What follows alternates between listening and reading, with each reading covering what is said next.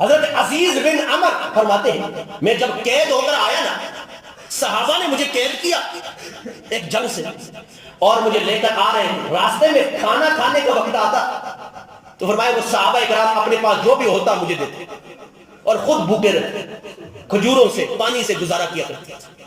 اور میں وہی چیزیں کسی اور صحابی کو دے دیتا،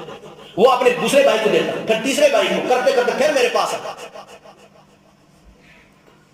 جب اللہ کے نبی صلی اللہ علیہ وسلم نے قیدیوں کو آزاد کرنے کا حکم دیا، عزیز بن عمر فرماتے ہیں اللہ کی قسم ہے میرے ساتھی مجھے کہنے لگے اب جائیں اپنے علاقے کے اندر، میں فرمایا میں اس دامن کو چھوڑ کر کہیں نہیں جا سکتا جس میں اتنا عفو ہے، درگزر ہے، اتنے کمالات ہیں ان کے اندر۔ یہ بھی علاقہ چھوڑ کے چلے گئے ورشی۔ اب اس نے خط لکھا